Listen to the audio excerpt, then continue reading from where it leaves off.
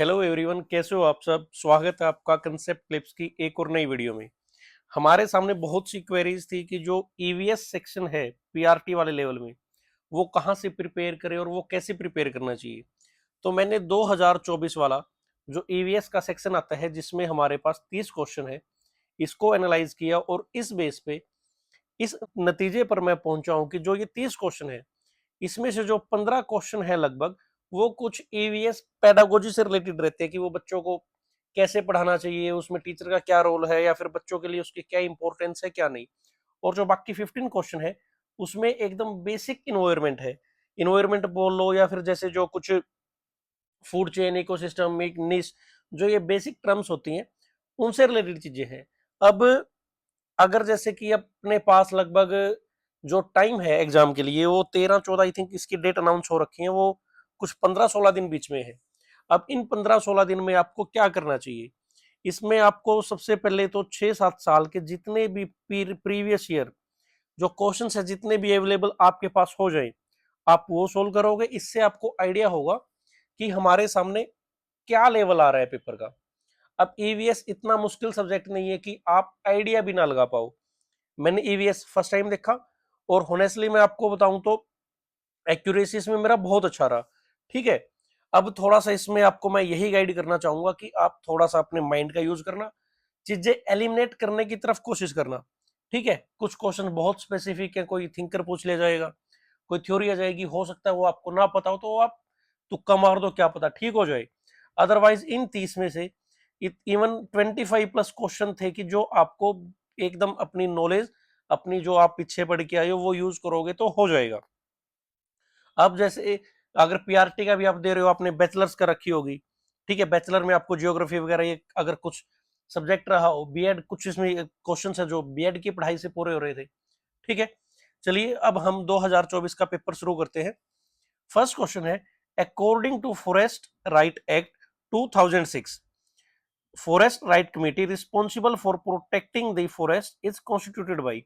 सबसे पहले तो आपको यह पता होना चाहिए कि जो फॉरेस्ट राइट एक्ट है ये किससे रिलेटेड था। तो फॉरेस्ट राइट एक्ट रिलेटेड था शेड्यूल्ड ट्राइब से, कि जो जंगल है उन पर उनका कितना अधिकार होना चाहिए। ठीक है, और उनसे रिलेटेड जो भी कानून बनाएंगे वो एकदम ग्राउंड लेवल पे बनेंगे, डिसेंट्रलाइजेशन लेवल पे बनेंगे। और इनमें से जो सबसे ज्यादा डिसेंट्रलाइज लेवल पे बॉडी है वो है ग्राम सभा। ठीक है, इसका आंसर होगा ग्राम सभा। अब मैं अगर आपको थोड़ा बहुत फॉरेस्ट राइट अगर मैं आपको फॉरेस्ट राइट एक्ट के बारे में बताऊं, तो सबसे पहले तो फॉरेस्ट डिवेलिंग राइट्स क्या होती है, जितने भी माइनर फॉरेस्ट प्रोड्यूस हैं उन पर एसटीज का एक्ट होगा, या फिर जो अदर शेड्यूल्ड ट्राइब्स है उनका अधिकार होगा। ठीक है, इसमें एक चीज और आपको याद रखनी है, जो अदर ट्रेडिशनल फॉरेस्ट डिवेलर्स हैं वो कौन है, वो लोग हैं जो लगभग वहां पर 75 ईयर से रह रहे हैं।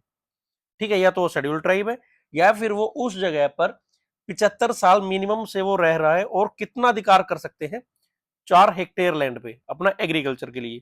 ये कुछ बेसिक इंफॉर्मेशन है जो आप इसके लिए याद रखोगे। और एक अलग चीज की माइनर फॉरेस्ट प्रोड्यूस क्या होते हैं, वो छोटी मोटी चीजें जिन पे जो शेड्यूल्ड ट्राइब्स है उनका राइट होता है, उनमें जैसे क्या क्या आ जाएगा, बैम्बू, तेंदू लीव्स, हनी, ये सारी चीजें आ जाएंगी अपनी एमएफपी में, माइनर फॉरेस्ट प्रोड्यूस में। ठीक है, अब आ जाओ नेक्स्ट क्वेश्चन पे। Which of the following public facility can be used for a student visit as an effective local learning. अब क्या है कि कौन सी पब्लिक फैसिलिटी को आप यूज करोगे कि आप स्टूडेंट को विजिट करा पाओ, कि वो लोकल लर्निंग कर ले उन रिसोर्स के बारे में। ठीक है, आराम से सोचो, लोकल मेला तो डेली नहीं लगेगा। पावर हाउस यूनिट, अब भाई बिजली घर में जाके उनको क्या ही समझ आ जाएगा।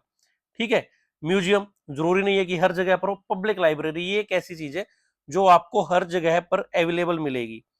शांति से सोचो और दिमाग लगाओ कि इसमें से आपको मोस्ट एक्यूरेट कौन सा आंसर लगेगा। ठीक है, और एक और चीज, जो ये फर्स्ट क्वेश्चन था फॉरेस्ट राइट एक्ट, एनसीआरटीज में भी आई थिंक ये 7th 8th की एनसीआरटी में बहुत आराम से दे रखा है। तो बेसिकली आप क्या है कि 1 to 6 या 1 to 5 मत फोकस करो कि आप इतना ही पढ़ोगे। अगर आप पीआरटी लेवल का भी एग्जाम दे रहे हो तो आपकी बैचलर्स हो रखी है, उसके बाद डिलेड वगैरह ये सब कर रखा है, तो थोड़ा सा आप एडवांस लेवल पे तैयारी करो।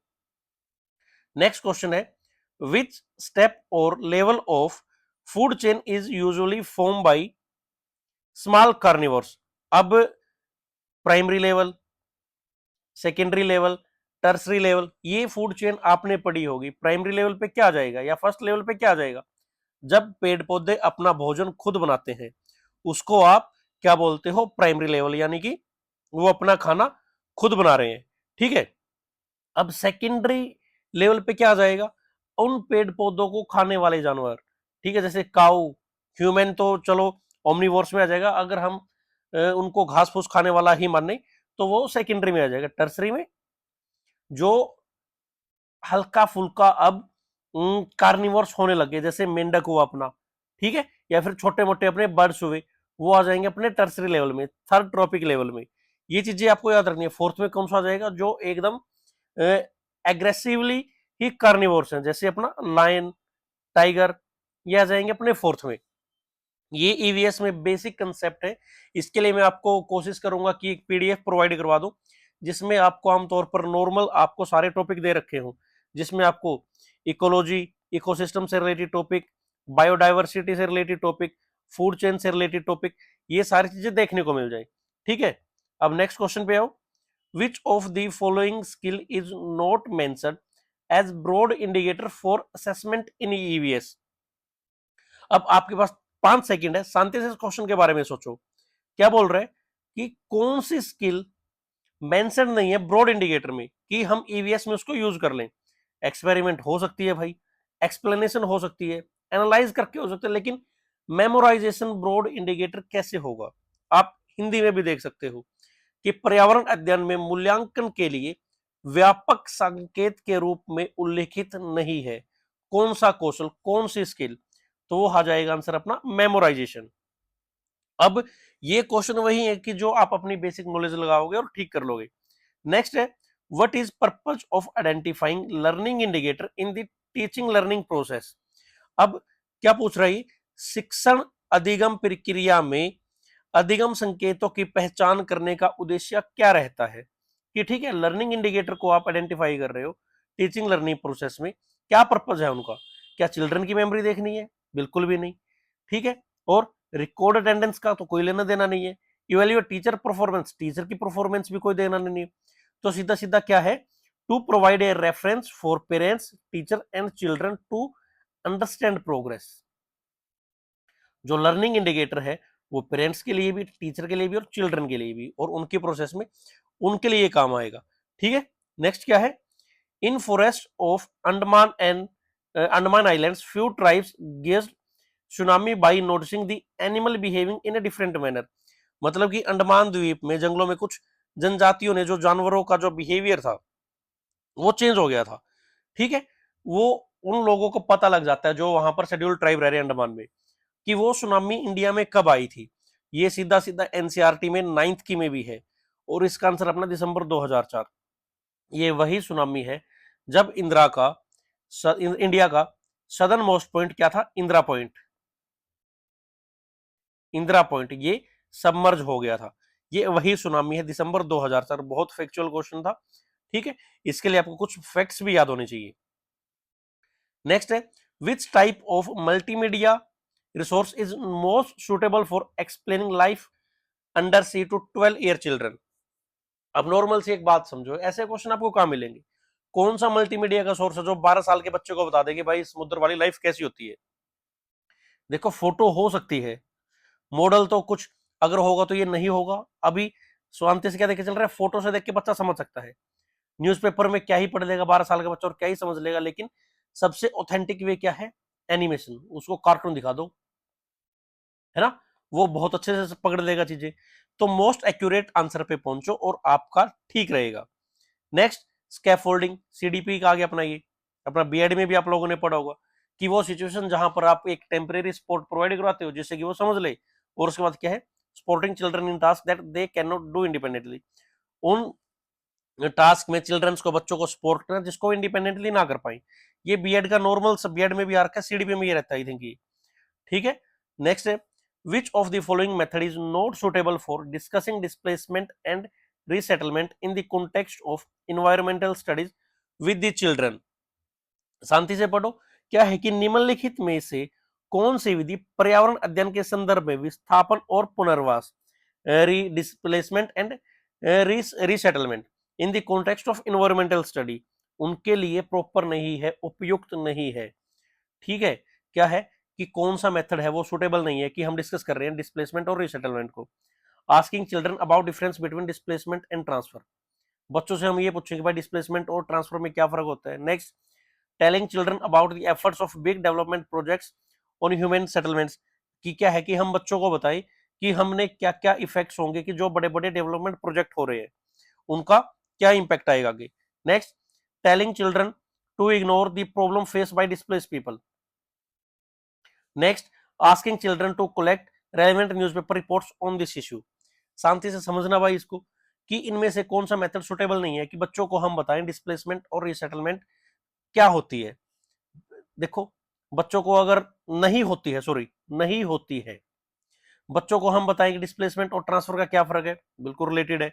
बच्चों को बताएं कि बड़े जो डेवलपमेंट प्रोजेक्ट है उनका क्या इंपैक्ट होगा, हाँ अच्छी बात है।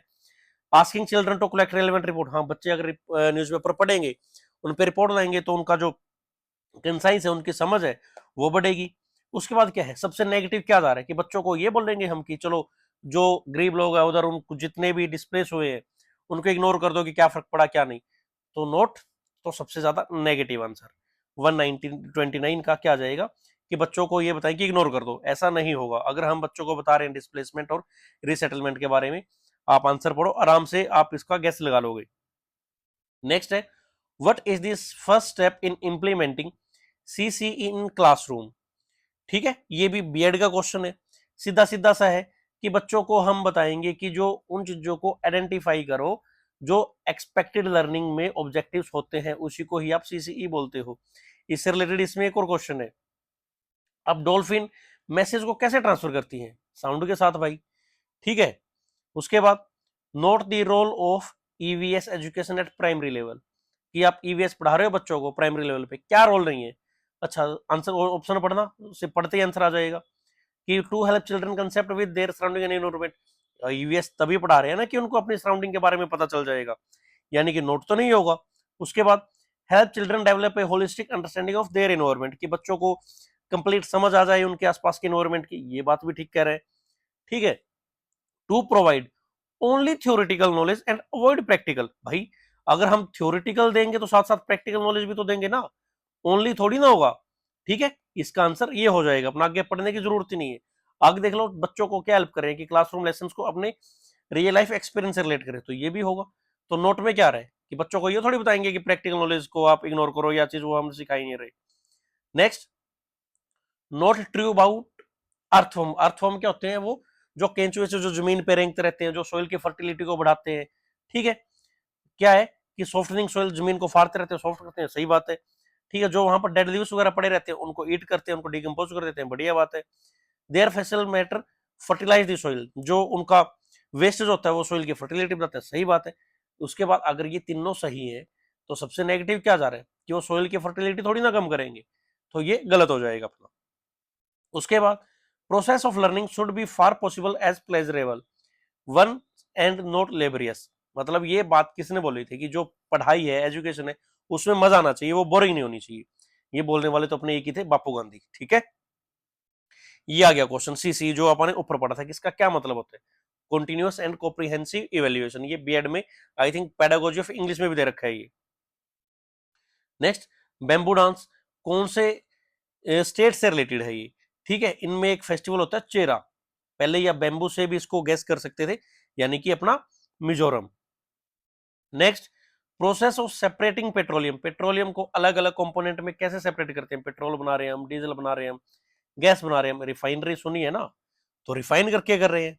ठीक है, next, which Italian bee variety has been introduce to increase honey yield, कौन सी इटालियन की वेराइटी है जो हमने इंट्रोड्यूस करी है कि भाई जो शहद है उसकी प्रोडक्शन बढ़ जाए, तो इसका आंसर है एपिस मेलिफेरा। ये क्वेश्चन है जो आपको हो सकता है किताब में ना मिले, इसके लिए आपको मल्टीपल चीजें पढ़नी पड़ेगी, लेकिन ये एक बात अभी तक समझो, अभी तक हम लगभग 18 क्वेश्चन कर चुके, एक क्वेश्चन ऐसा है जिसमें हमें थोड़ा सा माइंड लगाना पड़े या फिर तुक्का मारना पड़े, अदरवाइज बाकी सारे ऐसे हैं कि जो हम अपनी बेसिक अंडरस्टैंडिंग के साथ कर सकते हैं। Next, which one of the following can be considered as effective media resource for EVS education, कि ईवीएस की एजुकेशन के लिए सबसे बेस्ट क्या होगा। भाई ज्योग्राफी चैनल नहीं देखे, इन्वायरमेंट से रिलेटेड सब कुछ बताते हो, जंगल, नदियां, पहाड़, झरने, सब कुछ वहां पे दिखा रहे हैं। तो मॉडल, रिवर, कैमरा, तीनों सारी चीजें इसमें यूज हो रही है ना, ब्रॉड कंसेप्ट ये बन रहा है ना, तो अपना आंसर ये आ जाएगा। नेक्स्ट क्या है, what kind of theme are used to organize EVS content at primary level, कि कौन सी थीम है कि जो हम यूज करेंगे ईवीएस कंटेंट को प्राइमरी लेवल पे वो करने के लिए। डिसिप्लिन स्पेसिफिक थीम बनाएंगे क्या भाई प्राइमरी लेवल पे, या हिस्टोरिकल इवेंट ओनली, ओनली वाले तो आप आंख बंद करके गलत कर दिया करो, ये भी ओनली। तो मेन ब्रॉड क्या बन रहा है, curricular themes like food, shelter, water, ये सब चीजें बताएंगे बच्चों को हम, ठीक है। नेक्स्ट, कौन सा ऑर्गन है जो हेल्प करता है by digestion of food by producing digestive juice. Digestive juice कौन कौन प्रोड्यूस करता है भाई, अपना लीवर, ठीक है।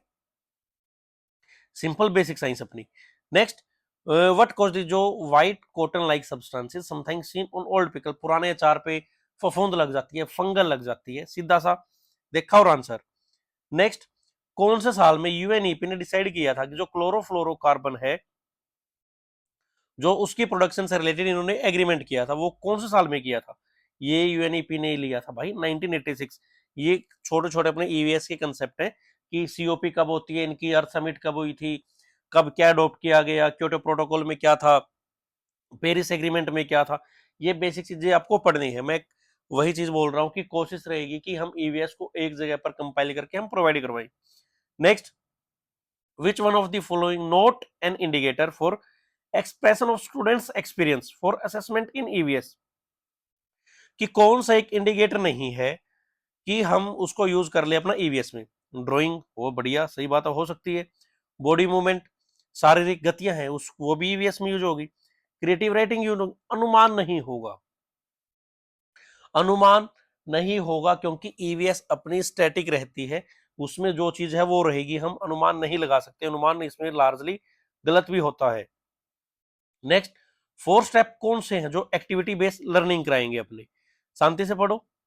सबसे पहले प्लानिंग करोगे, बहुत बढ़िया, और लास्ट में क्या आउटपुट रहेगी उसको रिवाइज करेंगे, यानी कि पहले ए है अपना और लास्ट में डी है, लास्ट में डी, काट दो इसको, ये काट दो, ए डी ये बच गए।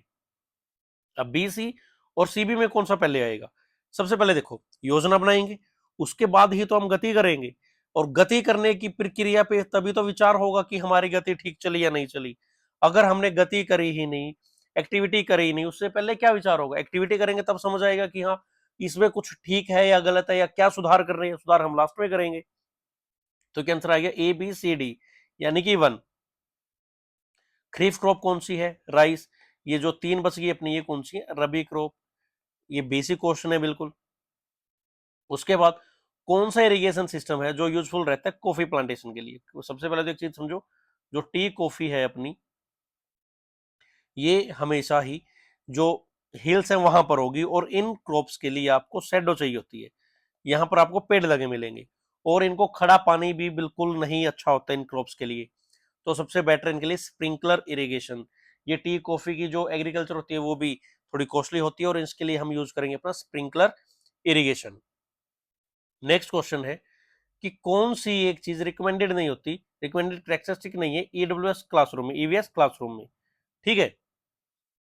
पढ़ो ऑप्शन, कि विजुअल एड एंड लर्निंग, कि हम सीखने के लिए, सहायता के लिए दृश्य सामग्री का उपयोग करें। भाई बिल्कुल करेंगे, तभी तो पता लगेगा कि पेड़ कैसा है, जंगल कैसे हैं, पशु पक्षी कैसे होते हैं, छोटे बच्चों की बात चल कर रहे हैं तो आप।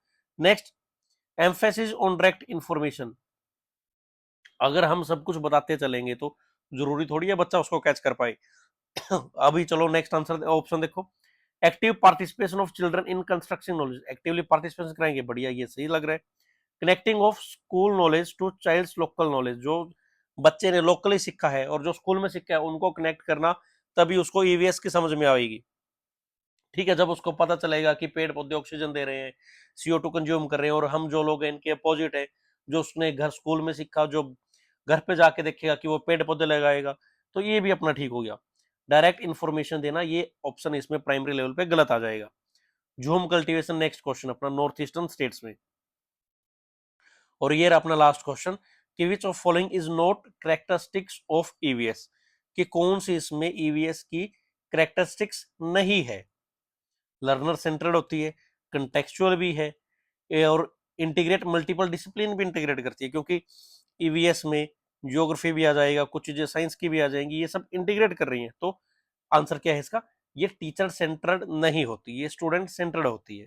ठीक है, इसी के साथ अपना ईवीएस का जो 2024 का पेपर था वो हमने सोल्व किया, देखा कि हम कैसे टैकल कर सकते हैं, क्या क्या चैलेंजेस हैं हमारे पास, और अगर हमारे पास कम नॉलेज है या हमने कम पढ़ रखा है तो हम इसको कैसे टैकल करेंगे। अब नेक्स्ट पार्ट में हम 2023 का भी सोल्व करेंगे, उसमें उससे पहले मैं कोशिश करूंगा कि इसके लिए एक प्रॉपर रीडिंग मटेरियल मैं तैयार कर पाऊं, अगर समय लगा तो तब तक ले। लेकिन हाँ, इतनी जरूर कोशिश रहेगी कि जो हम पेपर सोल्व करेंगे कि उसमें आपको थोड़ा थोड़ा हर एक कंसेप्ट के बारे में बताया जाए, कि अगर इन बेस पे कोई क्वेश्चन आ जाए तो आपका वो गलत ना हो। तब तक के लिए चैनल के साथ बने रहिए और ज्यादा से ज्यादा लाइक एंड शेयर सब्सक्राइब कीजिए। Thank you.